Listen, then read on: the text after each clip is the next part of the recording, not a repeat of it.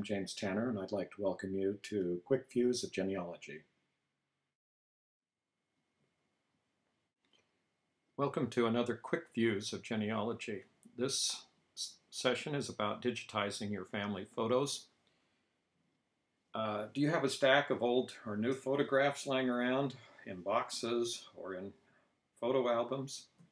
Do you have perhaps a box of old 35mm slides? Are some of the colors starting to fade? And have some of the colors already changed? Do you want to share your photos with relatives? All of these are reasons to get started digitizing your photos. Digitizing is converting the photos to a format that can be read by a computer. A digital file is a scanned image or an image created for a computer program. Desktop scanners, flatbed scanners like the one illustrated here, have prices that start at well below $50. For example, Canon Canoscan starts at $44. Epson Perfection 4490 photo scanner, $79.99.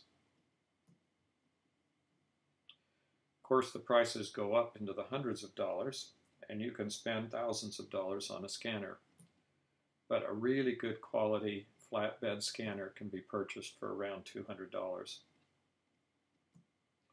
Now, what about the software? You need software in order to transfer the images from the scanner to your computer. Most of the scanners come with their own scanning software, but you might want to upgrade the software. I found a program called Views from Hamrick Software to be really helpful in giving it a lot of different options and a lot of control over a great variety of scanners. You may want to look at the software first in order to decide if the scanner you're purchasing will be supported by ViewScan. Now, once you begin the process of scanning your documents, that's fairly straightforward. You place the images face down on the flatbed scanner, click the button to make a scan out of the software, and you have an image that's created on your computer. The question, of course, is where and how do you save the files, the scans or the images that you create with your scanner?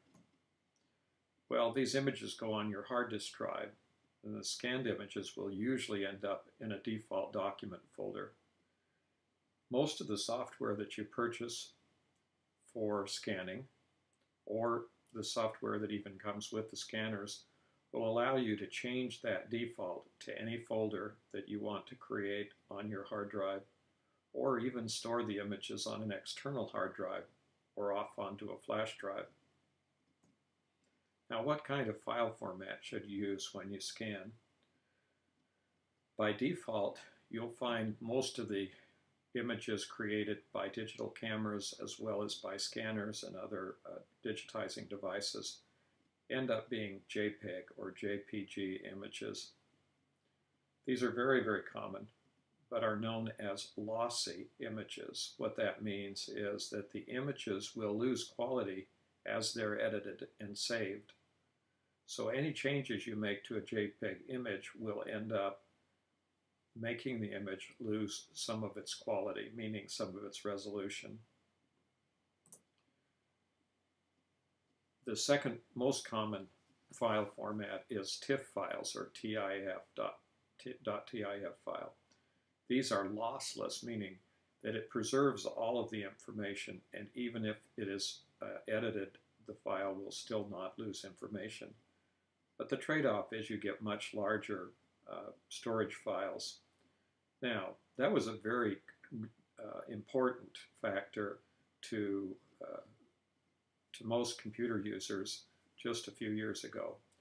The question was, you'd fill up a floppy disk or a hard disk or whatever very, very rapidly if you used a large file format for saving your files. In today's market, extremely large hard drives are very inexpensive. And so it is really a good idea to use a lossless file format when scanning. If you don't understand how to do this, you need to read the instructions to the scanning software and look at the menu choices. One of those choices may be to save the images as TIFF files. If you're using a digital camera to take pictures, the camera itself may allow you to save the files in different file formats. However, with less expensive cameras, that is usually not an option. You only get what file format is pre-programmed into the camera.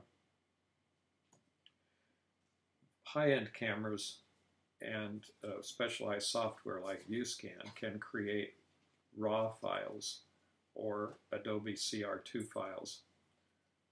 This is available only with higher-end cameras and special software.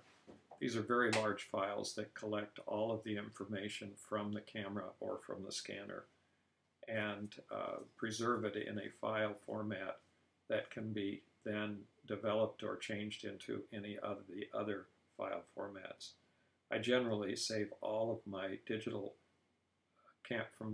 files from my digital camera, the images that I take with my photographic camera, in Camera Raw or RAW file format.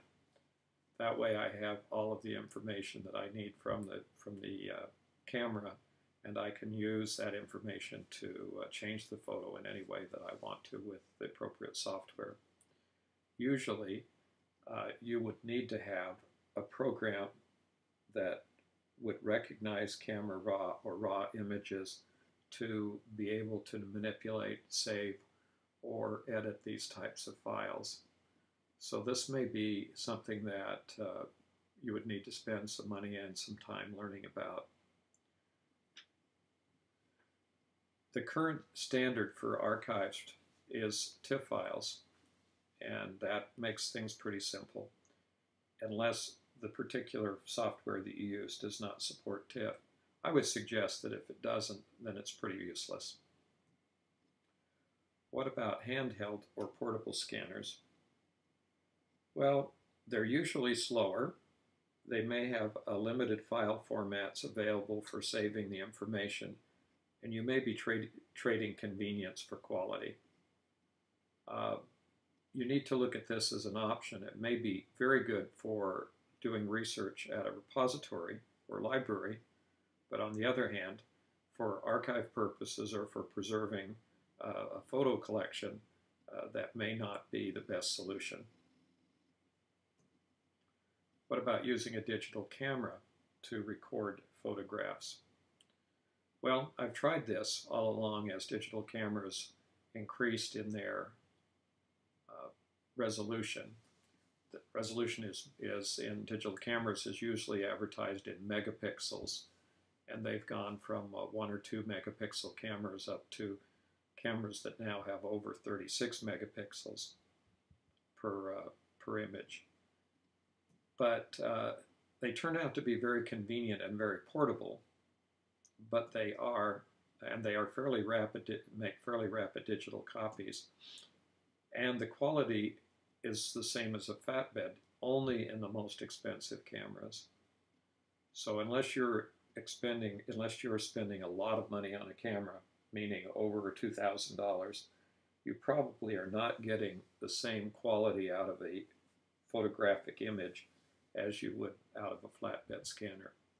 So even though I use a digital camera for a lot of digitizing purposes with documents, I have yet to find that I can do such as good a job with my digital camera as I can with a flatbed scanner.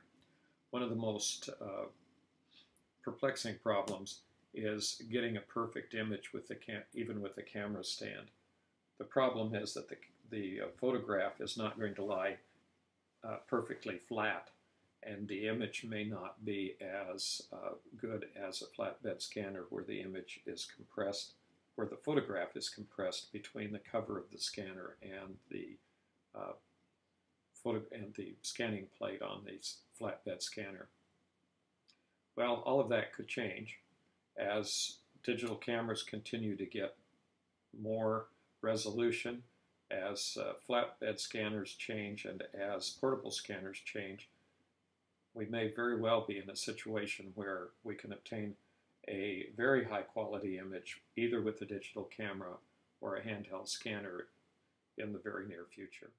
Thanks for watching another session of Quick Views of Genealogy.